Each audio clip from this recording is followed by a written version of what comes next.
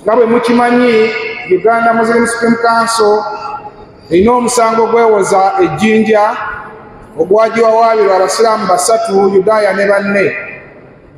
Omusango ogwo guzze gubeerawo ebbanga, naye olunaku lwayo tufunye amawulire nti akulira abalamuzi ba High Court Principal Judge akoze enkyukakyuka mu balamuzi abaguwulira.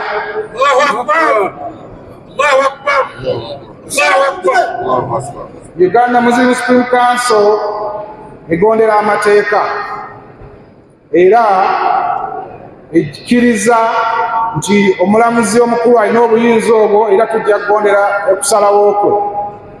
Inshallah tusuubira nti omusango guno gujja kuwulirwa era gusalwe mu bwenkanya ng'era bwe tusuubira ekkooti y'eggwanga ey'amateeka okukola. Ensonga y'okubiri yakwebaza abasiraamu mwenna olw'okwetaba mu kubala abantu. Kikolwa kya buvunaanyizibwa, tubeebaza era kijja kutuyamba nnyo ne gavumenti okugiyamba mu nteekateeka ez'okuteekerateekera abantu baayo. Ensonga ey'okusatu, Uganda Muslim Supreme Council etuusa okukubagiza kwayo eri baganda baffe ab'eggwanga erya Islamic Republic of Iran olw'okufa kwa President Rais. President Rais yakyalako wano mu bbanga eyitaweza na mwaka emabega. Allah yamututte mu ngeri y'obwangu.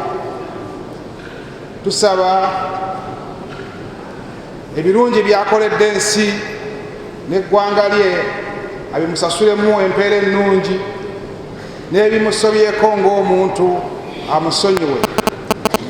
His Eminence Mufti, omuntu ng'afudde ng'amaze omulanga, yatuukayo ku embassy n'atuusa okukubagiza kw'abasiraamu ba Uganda, n'ateeka n'omukono mu kitabo era n'abaako n'emikolo emirala gye yakolayo.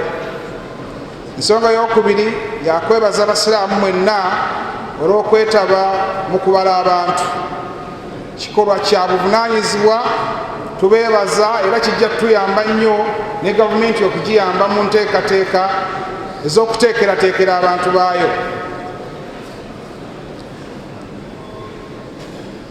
Ensonga ey'okusatu,